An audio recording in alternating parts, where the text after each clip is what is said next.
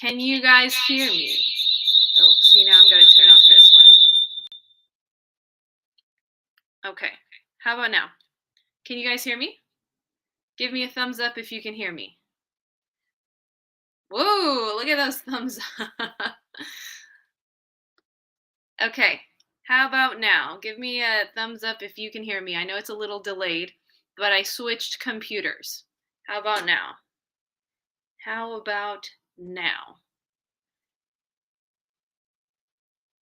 Yes. Okay. Awesome. All right. So we will switch computers for today. I prefer the phone one because it's prettier, but today is the day is today. So let's talk about dating. So my journey in dating. Um, this is gonna be funny with Lauren on here, but this is a total generalization. Um, a lot of the women in Filipino culture or my family have there's a generalization out there that they can be very demanding or dramatic or um, uh, at the end of the day not as feminine and not as in like not pretty and dressed up, and I think Filipino women dress up a lot, but there can be a stereotype out there, at least in my family, that the women in my family can be very demanding. And so I went into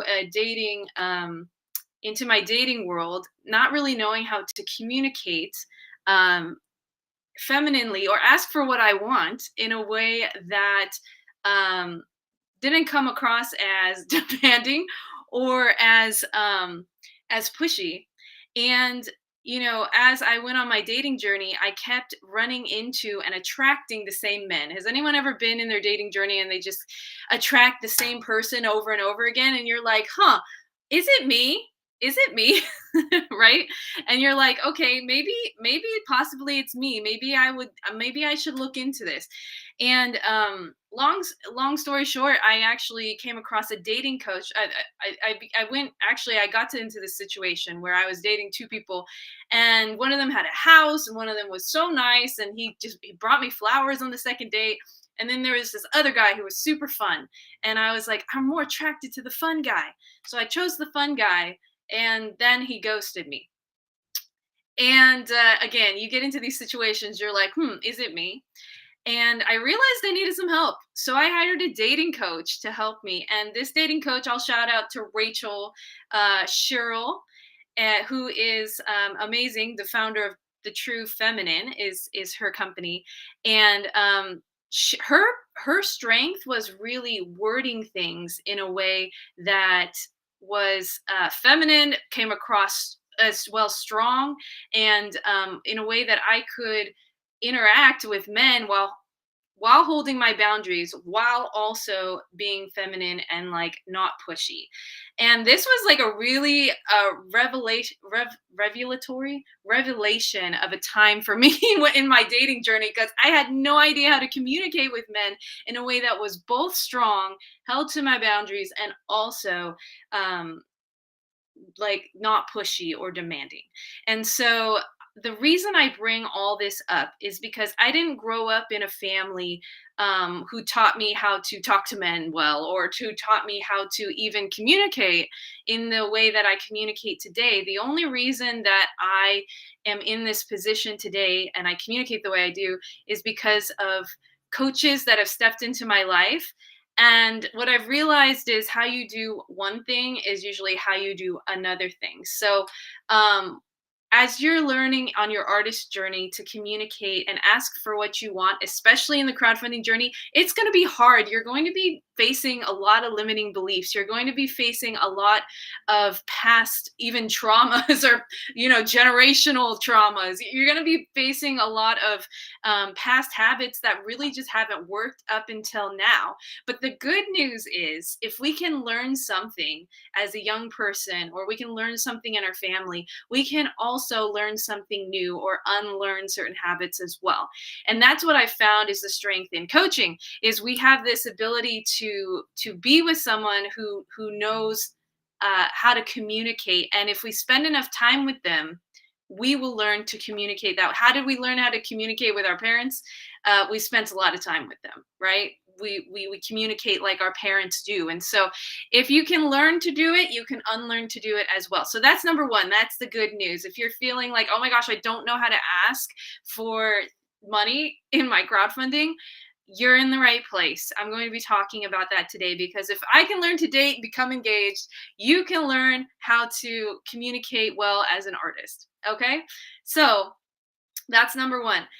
Number two, if you are on your crowdfunding journey and you're like feeling nervous, think about dating. Like if you're married or you haven't dated, if you're in the dating season, like, have you had a few dates that went completely awkward and wrong? Yeah. So are you going to have some phone calls or meetings or whatever that go a little awkwardly? Yeah. But like, what if I stopped at like one awkward date? Would I be engaged? No, I had a vision. I had a purpose in what I wanted.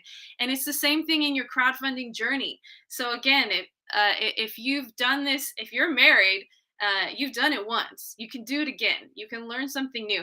And if you have if you have any questions as we go along with this, I'm going to be talking about exactly how to communicate it, what to say, and who to be in the process. Because if you, let's just go back to the dating analogy. If you are a woman and you were like, for example, like, you don't kiss on the first date or something like that, like that's your boundary, you're not going to kiss anyone on the first date. And the way you say it to a man is very important, right? um I'm not gonna kiss you. Like, ouch. Like, okay, maybe he was just trying to be genuine and show in some interest, right? And then there's another way to say it, and this is what I studied with my dating coach. She said, I would love to kiss you. I am so attracted to you, but I do have a value and a boundary that I'm not going to kiss anyone on the first date. So thank you, but maybe another time. And do you see how the two are very different, but they said the same thing, right? So I had to learn this in my dating, and you can learn it in your artistic communication as well. So this goes back to the signature story. If you guys haven't seen, what I've been talking about into the signature story, go back and watch the replays. I go live every Tuesday and Wednesday at 10 a.m. PST. You can always go back and watch the replays. But today we're going to be talking about how to ask for the money, right? And who to be in the process. And so, let's just take a phone call, for example. There's three ways that you ask in this process of crowdfunding, for people to take action, right? Like when you're in dating, let's relate it here. That first kiss analogy, I asked him not to take action, right? I asked him, but in that sense, I was asking him to take action. Let's go into another analogy with dating, because I think this is fun. With dating, let's just say, you want your man, and I'm not a dating coach, so this is just everything I learned from Rachel. Shout out to Rachel. You want your man to take some more initiative and text you is a great example. You can be like, why don't you text me passive aggressively, right? We all got insecure and being like, why don't you do this for me? And read into it negatively. Or you can be like, hey, I really love when you text me. It just like puts a smile on my face and I feel so happy. And what are you doing when you say that? You are getting vulnerable with the person that you're interested in, and you are sharing how you feel. Like, oh my gosh, it makes me so happy when you text me and I hear from you throughout the day. I'd love to hear from you every day. Right? Two different ways of asking. One is definitely more winning, and if it's a good man, if he's a good man, he will respond. Lorna, can you test? Lorna's been married for a while. So this is the same thing with friendships. If they truly care and you ask it in a way that is not pressured but like vulnerable, you're going to create movement in your fan base. You're going to create relationship. You're going to create depth of intimacy in your relationship. And that is the same thing in dating. So let's go into crowdfunding. So, two ways that you can ask for money. One way, okay, so I really need funds for this album, and I think if I get them, I can really do something great. Me, right? It's like it's very much like a take kind of way of asking, right? And I'm not saying that your heart, if you have asked for things like this, maybe your heart is really genuine, and you just have never had the skills or been equipped. I don't think the way that we ask necessarily reflects who we are or our heart or our intentions, but sometimes it just comes across that way, and it's weird, right? Like if you make it about yourself. Okay, so that's the first way, making it about you and like you need the money and all these things. Okay, so second way you can ask is, hey, you know what? Let's just say it's a phone call. You say, hey, Lorna, I the reason I'm calling is because I'm working on a project, and I truly believe that this project I'm working on is going to impact like the world, because I have been on this journey of not feeling good enough. I have been on this journey of really feeling like my voice doesn't matter, and I I I let that stop me for so long. I let that stop me for so long, and it was really debilitating at times. It was really um crippling, and I'm kind of tired of it. I'm done with that. So I've been writing some songs in my closet and um I these songs are about this journey that I've been on, and I've played them for a few people, and people call me back crying because they really relate. And you know I do believe that this project is going to really encourage especially women to like use their voice and to be powerful, um, but to not have to be the loudest person in the room. And so I'm just wondering, I so appreciate you and our friendship, and you're so positive, and you've been always an encouragement to me. So thank you, and I wanted to share this with you because of that. So I just wanted to know if you're open to supporting me in this process, as I do this project. And then you know what's Lorna gonna say? Yeah, like how can I do that? Especially if you have a close relationship, right? It's like, yeah, well, how can I do that? And then you're gonna say, hey, um, there's three ways, and this is where your leadership comes in. And I see this in dating all the time. Going back to the dating, women don't know what they want from their man, so they just say, I can't believe that you didn't text me, or what a jerk, he tried to kiss me on the first date, or like all these things when you haven't communicated exactly what you need from the man. So I learned this all in coaching, still learning. Um, but this is where you get to step into the details for people. You get to tell them exactly what to do, where to go, how to do it. And if they're confused or they don't understand, that's on you. Like as much we know all that, don't we have that friend, that girlfriend who's like, oh my gosh, like he's such a jerk, like, but she didn't communicate what she needed from him, right? Maybe that's you, I don't know. So it's the same thing here. You need to communicate exactly what you need to the people that you're talking to. So number one, so Lorna, thanks so much. I really appreciate that. There's three ways that you can support me. You get really specific. You say, number one, you can just pray for me, love on me. Honestly, this process is bringing up a lot of fears in me, and I just it's I need your love. Like, if depending on your relationship, right? I need love, and right now through this process, can you that's number one. Number two, I'm going to be launching a campaign to finance this mission, and this is where you get to be a mission oriented artist. Missions take funding, right? I'm going to be funding this mission, to really help people know that their voice counts, that their story matters, and I'm going to be funding the album. This funding is going to be paying for the production of the album, the promotion of the album, and different things.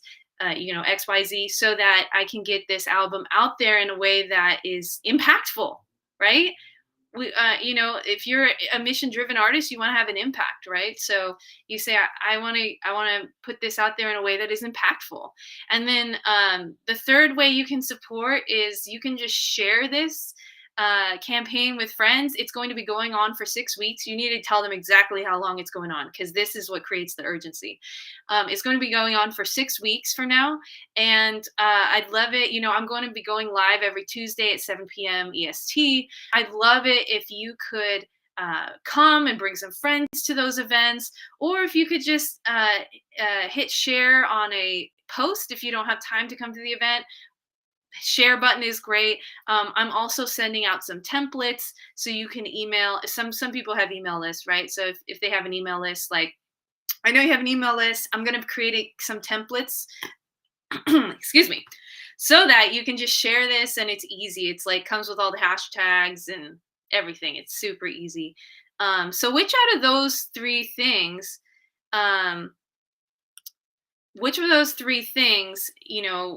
would work for you? And she's like, oh, well, I could probably, I just got my tax return. I could probably donate something, and also share this with a few friends. I think this is awesome what you're doing with your life, and you're so inspiring. And can I listen to your music too? So you see what I'm saying? Like, this just opens up for relationship. Haruka Bird, welcome. So you're saying, are you talking about relationships? What is your mission, your music? Yeah. So I am talking about relationships, because when you crowdfund, it is opening up relationship with the people in your life, as well as your fan base. So there's two ways to approach it depending on your relationship, which is the phone call, kind of really connection, personable, and then there's just like the broadcast of your mission, right? Every project that you crowdfund for should have a mission attached to it. There should be something that you communicate to people that brings them into a purpose, a community, a mission, right? And so I just wrote something last night for one of my clients who's crowdfunding, and it went like this: your mission, should you choose to accept it, is to share love and light into the world with this project, right? And so you're bringing in people into your community to go on mission with you. That's it. So hopefully that answers your question. Any other questions, guys? Do you see how this relates to relationships? And if you have any other questions about my dating story, you can always ask me. But it's been a journey. It's been a journey. And again, if I can be engaged and be in relationship with a committed partner, which, by the way, I was how old was I? I think I was 30. I was 30 when I had my first boyfriend. So to me, you can go out in the world and you can blame everybody else. You can say, oh my gosh, there's no good men. Oh my gosh, there's nobody is the right fit for me. Or you can look at yourself and be like, I keep having this pattern of attracting the same person that doesn't work for me. The guy who ghosts me, the guy who I like, but they never like me back. Why do I have this pattern? And you can actually do some work on yourself, and you can be like, oh, maybe my communication is not landing the way I think it is. And that's how you can apply that to your artistry as well. I have a fan base, but it's not growing. Maybe it's me. Maybe I get to refine my communication skills and go into this process, with a little bit more clarity when I communicate. And again, for me in relationships, that's when my dating coach came in and taught me how to talk to men. Right? I'm just the artist coach who helps you communicate to your fans and your family and friends so it's not weird. So you don't feel awkward. So it doesn't feel like a chore. So it doesn't feel like and I'll tell you, I did have a few weird phone calls where I was like, that was really awkward. Like I could have totally done that better, but you're gonna have to make mistakes. You're gonna have to go on awkward dates. You're gonna have to go on dates that lead to nothing. You're but Actually, one of my mentors, she told me, she was like, always have the first date be 30 minutes because if it's going bad, you can escape. So tell them ahead of time. And then if it's going well, you can always stay more. So just like tell people ahead of time, like, hey, or you can schedule another one if it went really well. Like, hey, I only meet up for 30 minutes for the first date. So just so you know, I do have something to go to after. So that way you're not stuck in case it doesn't go well. So you can set yourself up for success in this crowdfunding journey as well, right? You can say, hey, um, this crowdfund goes for 6 weeks. Like there's an urgency here. You set a boundary with people. People respond to boundaries. Actually, Leah McHenry, who's one of my mentors, she had this analogy before. Karen, you might remember this in her course, but they did an experiment where children were on a playground, and there was a playground with a fence, and then there was a playground without a fence, and they did an experiment to see if the children would stay within the fence or out of the fence. And even without the fence, children like preferred to stay within the playground, obviously because there's more fun things. um so it was an experiment about like boundaries. And so her analogy was that actually we respond really well within boundaries are safe.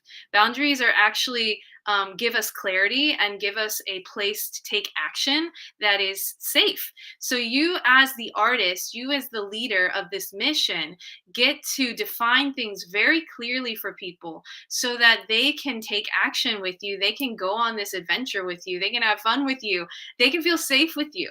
That's what a good leader and a mission oriented artist does. So hopefully that makes sense. Oh, Haruko, I see you saying it's challenging to ask for donations and funds because here in Japan we don't have a culture of paying musicians. Yeah, that culture is a huge thing, but I mean, we could also argue that in America, we don't have a culture of not kissing on the first date. Should I still not ask for it? I don't know if you were here, Haruko, but I gave an analogy earlier about let's just say you have a boundary not to kiss on the first date, and how do you ask for that if a man is showing interest and wants to kiss you, right? So you just say, hey, like I'd love to kiss you, like very attracted to you, but I don't kiss on the first date, right? So you set a boundary and you ask anyway, right? Let's just say in Japan they don't have a culture of it. So you go you gather fans like Japanese American fans who are in America and have another culture of it, right? Let's just say you start to date a guy and he's just a hookup guy. Maybe you want to go date someone else. You know what I mean? Like you have the power to create a future that you want if you step into intentionality, right?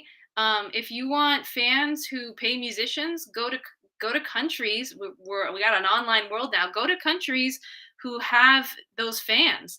And I could tell you speak English, but if let's just say you speak Japanese, find Japanese American fans who speak both English and Japanese. So does that make sense?